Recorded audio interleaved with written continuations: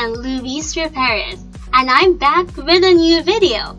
Today, we'll talk about the Preamble. I know that you already have an idea about the Preamble because every college student is required to memorize it. But there is so much more in the Preamble.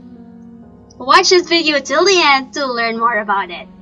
Let's start by defining the word Preamble. It comes from the Latin word preambulus, which means walking before. But it doesn't mean that it is a walking document. Walking before means that it walks before a document, often explaining what's coming. So it's like an introduction to an important document. Now you'll ask, if it's just an introduction, is it still important to know the Preamble? I will give you 5 seconds to answer this question. Your time starts now.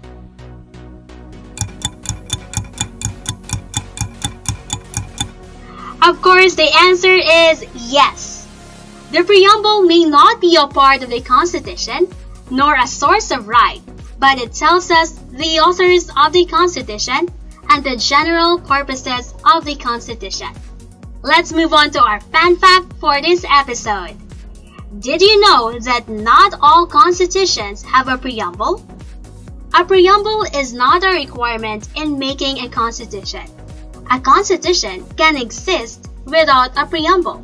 In fact, there are some countries who made a constitution without a preamble. However, the majority of the constitutions in the world contain a preamble. Now here is the preamble of the 1987 Philippine Constitution. This is one of the world's longest preambles. It tells us the values, ideals, and aspirations of the Filipino people. To have a better understanding of the preamble, let's break it down.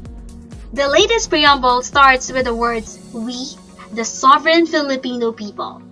It stresses the fact that the Constitution of the Philippines derives its authority from the Filipino people. The Filipino themselves are the source of the Constitution. Now let's discuss the changes in the preamble of the 1987 Philippine Constitution. First is the phrase, imploring the aid of Almighty God.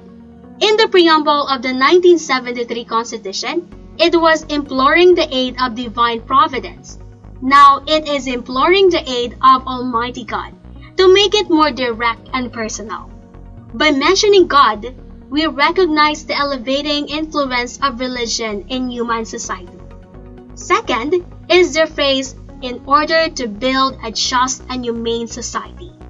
Our new preamble does not only mention the establishment of a government, but it also provides for building a nation that is just and humane, or a society where every individual, regardless of their economic status in life, should be treated fairly before the law.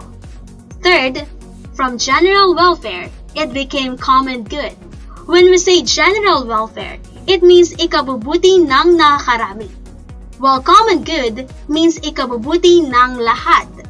The present preamble is now using common good because all the efforts and rules of the government should be for the welfare of all the people without exceptions. Fourth, the patrimony of the nation was changed to our patrimony to signify that the natural resources of the Philippines is for all the Filipinos. Let's move on to the new phrases and words that were added in the latest preamble. First, aspirations, to signify the dreams of Filipinos. Second, independence, to emphasize that we are a free nation. We don't owe allegiance to other countries. Third, rule of law. It means that no one, not even the government, is above the law.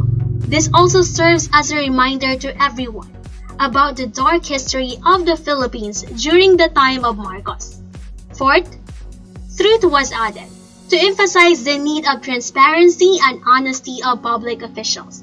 And last but not the least, love was added. Because without love, the divisions in our society would not be overcome. That ends our lesson on the preamble of the 1987 Philippine Constitution. Here is a preview of our next lesson. We'll talk about the national territory. Thank you for learning with us and see you in the next video.